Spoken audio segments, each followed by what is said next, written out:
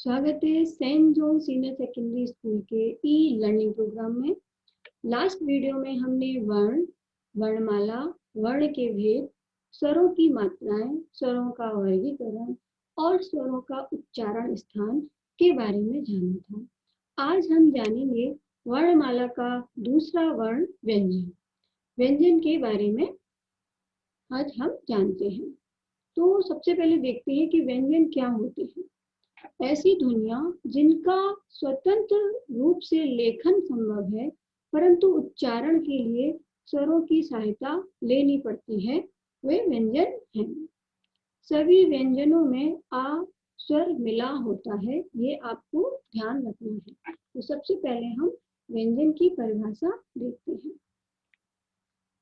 स्वर की सहायता से बोले जाने वाले वर्णों को व्यंजन कहते हैं।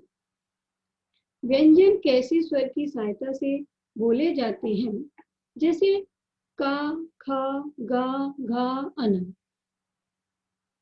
मैं आपसे कहूं कि मैं उच्चारण कर रही हूं का, तो इसमें इस का में आ की ध्वनि शामिल है।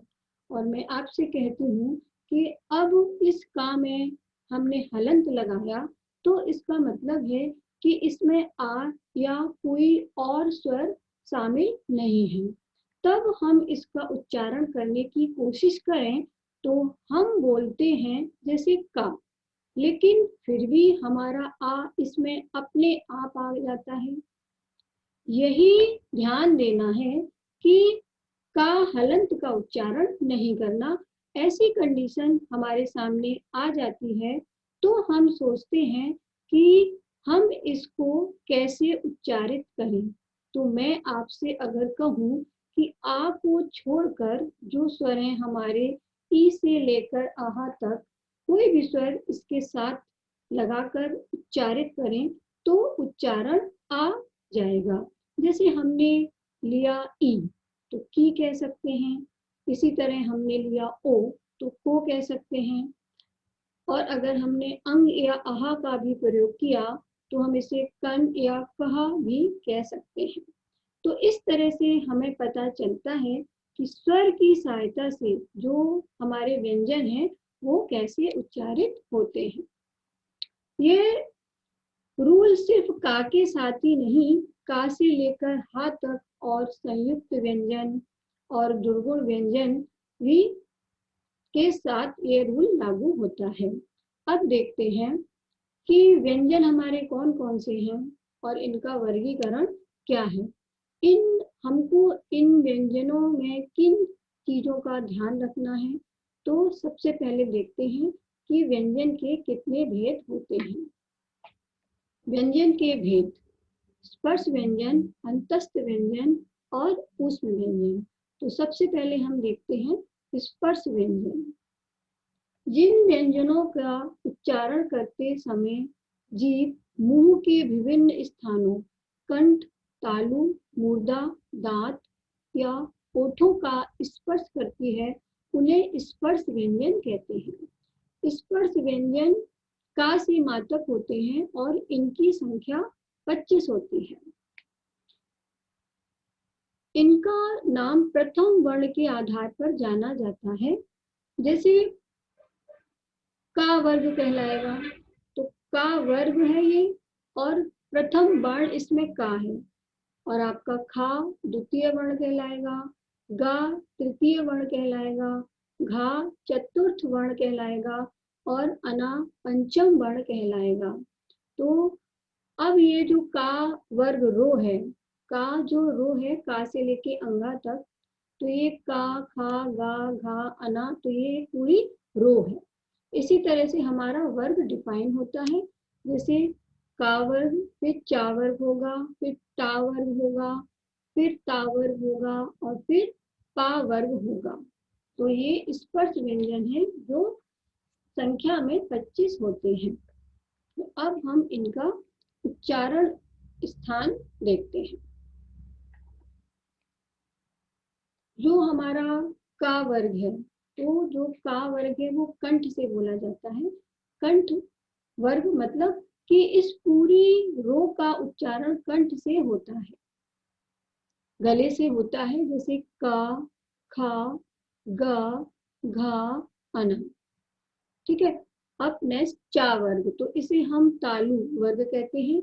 जब हम चा वर्ग का उच्चारण करते हैं तो हमारी जीभ दांत के ऊपर वाला हिस्से को टच करती है या इसके नीचे आके वाइब्रेट करती है।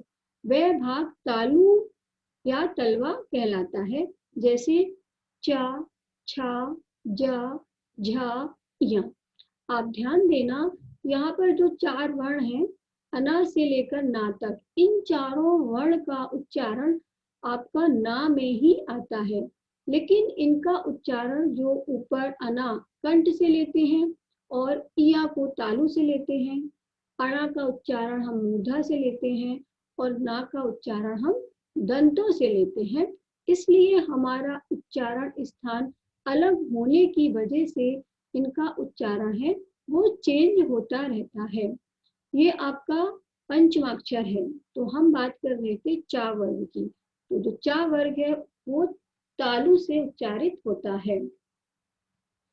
आप मेरे साथ प्रैक्टिस कर सकते हैं, तभी आपको पता चलेगा कि चा वर्ग का तालु से उच्चारण होता है, यानी तालु के नीचे जीभ हमारी टच करती है या वाइब्रेट होती है, जैसे च, छा, जा, झा, इया। इसके बाद टा वर्ग। टा वर्ग हमारा मूर्धा वर्ग कहलाता है। ये मूर्धा के स्थान पर इसका उच्चारण होता है। अब मूर्धा क्या होता है, अब आप पूछेंगे। तो जो तालु के ऊपर का भाग होता है वह मूर्धा कहलाता है। वहां पर हमारी जीभ नीचे से उठकर पलट कर वहां टच करती है, जैसे हम बोलते हैं टा। तो जब हम टा बोलते हैं तब हमारी जीभ पूरी मुड़कर वहां पर टच करती है। इसी तरह से हमारा सारा वर्ग बोला जाता है, जैसे टा, ठा, डा, ढा, अणा। ये आपका मूर्धा कहलाता है। उसके बाद ता वर्ग आता है, इसे दंत वर्ग कहते हैं। दंत वर्ग मतलब जहां पर दांत होते हैं वहां पर जीभ टच करती है। त, थ, द, ध, ना। आप उच्चारण करके देख सकते हैं हमारे साथ, तो आपको पता चलेगा कि त, थ, द, ध का उच्चारण स्थान दंत वर्ग है। उसके बाद आता है पा वर्ग। तो ये ओष्ठ वर्ग कहलाता है। इसमें आपका दोनों ओठ आपस में मिलकर तब इसका उच्चारण होता है, जैसे पा, फा, बा, भा, मा। तो ये इस तरीके से इनका उच्चारण स्थान हमने देखा। तो ये हमारे क्या है, स्पर्श व्यंजन है। अब देखते हैं अंतस्थ व्यंजन। तो सबसे पहले परिभाषा देखते हैं। जिन व्यंजनों का उच्चारण स्वरों व व्यंजनों के बीच होता है उन्हें अंतस्थ व्यंजन कहते हैं और इन्हें अर्ध स्वर भी कहा जाता है। अंतस्थ व्यंजन 4 होते हैं, या, रा, ला, वा। तो जहां पर वायु आपके शरीर के अंदर चली जाए, अंतस्थ, ठीक है, या, रा, ला, वा, तो आपको लगेगा कि बाहर आ रही है, लेकिन वायु अंदर जा रही है। पहले हवा अंदर गई, फिर हवा बाहर आई, तो ये या, रा, ला, वा अंतस्थ हो गए। अंतस्थ व्यंजन में हवा अंदर की ओर जाती है। अब हम इनका उच्चारण स्थान देखते हैं। या वर्ण का वर्ग तालव्य है, इसका उच्चारण स्थान तालु है। जब हम रा का उच्चारण करते हैं तो हमारी जीभ मसूड़े के पास ही जाके अंदर की ओर लुढ़कती है, तो रा को लुंठित वर्ण भी कहते हैं। नेक्स्ट, जब हम ला का उच्चारण करते हैं तो जैसे हम ला बोलते हैं तो हमारे मुख से हवा जीभ के दोनों ओर से निकलती है। तो जीभ के दोनों ओर निकलती है यानी पास से निकलने के कारण इसका नाम दिया है पार्श्विक वर्ण। तो आपको याद रखना है कि ला पार्श्विक वर्ण भी कहलाता है। वा का उच्चारण स्थान ऊपर के दांत और निचला होठ होता है। जब हम वा का उच्चारण करते हैं, बोलते हैं, तो हमारे जो ऊपर के दांत और उसके जस्ट नीचे वाला होठ थोड़ा सा राउंड होता है तब उसका वा स्वर निकलता है, इसलिए इसका उच्चारण स्थान ऊपर का दांत और नीचे के होंठ हैं। अब देखते हैं ऊष्म व्यंजन। सबसे पहले परिभाषा देखते हैं। जिन व्यंजनों का उच्चारण करते समय हवा मुंह में टकराकर ऊष्मा गर्मी पैदा करती है, उन्हें ऊष्म व्यंजन कहते हैं और इसे संघर्षी व्यंजन भी कहा जाता है। ऊष्म व्यंजन की संख्या 4 होती है, सा, शा, शा और हा। तो ऊष्म व्यंजन में हवा बाहर आती है। आप अपने मुख के सामने हाथ लगाओ और अब बोलिए शा, शा, शा और हा। ओके, तो आपको लगेगा कि मेरे मुख के अंदर से गर्म हवा निकल रही है, इसलिए इनको ऊष्म व्यंजन कहा गया है। ऊष्म व्यंजन का अब उच्चारण स्थान देखते हैं।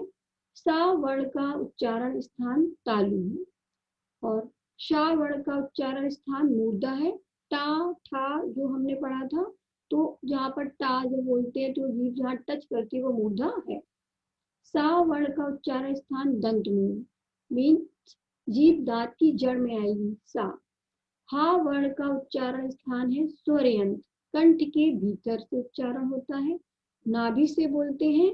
जब हम हा बोलते हैं तो हमें नाभि में भार फील होता है, जैसे आप बोलेंगे हाँ तो आपको नाभि में वजन लगेगा और इसको काकल्य वर्ण भी कहते हैं। तीनों सा का उच्चारण अलग अलग है।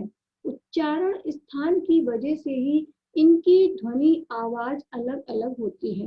जब हम बचपन में हमने पढ़ा था कि शा सलगम, तो सा सलगम वाला का स्थान क्या है, तालु है। संयुक्त व्यंजन, जो व्यंजन दो व्यंजनों से मिलकर बना होता है उसे संयुक्त व्यंजन कहते हैं। तो इसकी परिभाषा से ही हमें पता चल रहा है कि संयुक्त होता ही है जो अलग अलग से मिलकर बना हुआ है। तो दो व्यंजनों से मिलकर बना संयुक्त व्यंजन होता है। संयुक्त व्यंजन 4 होते हैं, छा, त्रा, ज्ञा, श्रा। तो यहाँ पर देखिए का प्लस शा मिलकर क्या बना, छा। ता प्लस रा मिलकर बना त्रा। जा प्लस या मिलकर बना ज्ञा। शा प्लस रा मिलकर बना श्रा। तो यहाँ पर एक में स्वर शामिल है और एक में स्वर शामिल नहीं है। मतलब जिनमें हलंत लगा है वो स्वर रहित है और जिनमें हलंत नहीं लगा है वो स्वर सहित है। द्वैत व्यंजन, दो समान व्यंजनों से बने संयुक्त व्यंजनों को द्वैत व्यंजन कहते हैं। जैसे का प्लस का, ना प्लस ना, सा प्लस सा, जा प्लस सा। तो मतलब जो एक ही व्यंजन को 2 बार प्रयोग किया गया है उसको द्वैत व्यंजन कहते हैं। नवीन विकसित वर्ण, डा और ढा, ये हमने पहले टा वर्ग में भी पढ़ा था। तो इनमें इतना अंतर है कि जब हमने नवीन विकसित वर्ण पढ़ रहे हैं तो इसमें बिंदी नीचे लगी होती है और जब हमने टा वर्ग में पढ़ा था तो वहां पर बिंदी नीचे नहीं लगी होती है। इन दोनों का उच्चारण सेम होता है। ये हिंदी भाषा में पाए जाते हैं, संस्कृत भाषा में नहीं पाए जाते हैं। इनको दोनों व्यंजन, उत्क्षिप्त व्यंजन और आगत व्यंजन के नाम से भी जानते हैं। व्यंजनों की कुल संख्या 39 होती है और अगर मूल संख्या 33 होती है। तो अभी हम एक बार आपको फिर से संक्षिप्त में बताते हैं जिससे आपको अच्छे से याद रहे। तो जैसे व्यंजनों की मूल संख्या 33 होती है, मतलब का से हा तक होती है। और अगर हम आपसे पूछा जाए कि हिंदी वर्णमाला में व्यंजनों की संख्या कितनी होती है, तो आपका आंसर होना चाहिए 39 होती है। कैसे होती है 39 और 33? आइए देखते हैं। जैसे का वर्ग है, चा वर्ग है, टा वर्ग है, ता वर्ग है और पा वर्ग है। तो ये स्पर्श व्यंजन है 25। तो एक बार मैं आपको फिर से उच्चारण स्थान आपका बता देती हूँ जिससे आपको अच्छे से याद रहे। कि जैसे का, च, ट, त, का ये वर्ग हैं, तो ये अपने अपने क्लास की मॉनिटर हैं। तो ये का वर्ग में, का वर्ग के अंतर्गत 5 वर्ण हैं, क, ख, ग, घ, न, है ना, आते हैं। तो सभी के साथ तो हर क्लास में 5-5 लोग बैठे हुए हैं।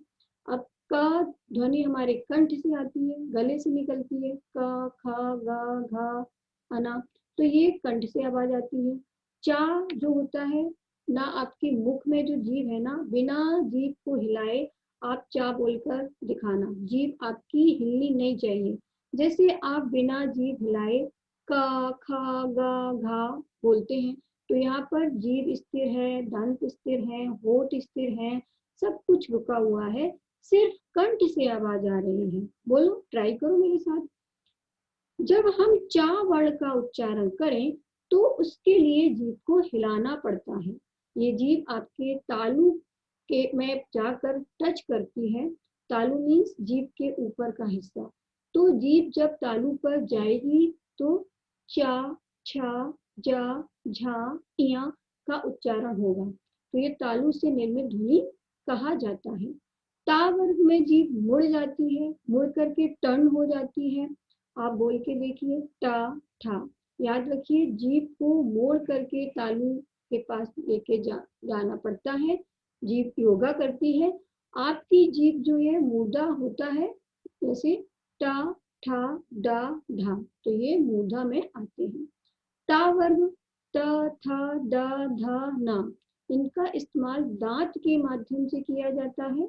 दोनों दांतों को मिलाकर बोलना चाहिए, ता, था, द, ध, न, इसलिए इनको दंत वर्ण कहा गया है। पा, हा, बा, भा, मा, तो पा के लिए क्या आता है, ओठ, दोनों ओठ आपस में मिल जाते हैं, पा, हा, बा, भा, मा, इसलिए इसको ओठस्थ वर्ग कहा गया है। सबसे अच्छी बात यह है कि ये सारे सीरियल से हैं, पहले कंठ, फिर तालु, फिर मूर्धा, फिर दंत, फिर ओठ, एकदम लाइन से हैं, आपको याद करने में भी प्रॉब्लम नहीं आएगी। इसके बाद आते हैं, तो ये का से मात्रक स्पर्श व्यंजन कहलाते हैं। फिर इसके नीचे जो व्यंजन है, या, रा, ला, वा, इन्हें कहते हैं अंतस्थ व्यंजन या अर्धस्वर्गीय इनको कहते हैं। फिर इसके नीचे सीधम, सा और हा कहलाते हैं ऊष्म व्यंजन या संघर्षी व्यंजन। इसके बाद 4 संयुक्त व्यंजन होते हैं, छ, त्र, ज्ञ, श्रा। फिर इसके बाद 2 दुगुण व्यंजन होते हैं, डा और ढा। तो इस प्रकार मूल संख्या का से हा तक 33 होती है, और अगर आपसे हिंदी वर्णमाला में व्यंजनों की संख्या पूछते हैं तो आपका आंसर होना चाहिए कि 39 होती है। ठीक है, मिलते हैं नेक्स्ट वीडियो में, तब तक के लिए बाय बाय।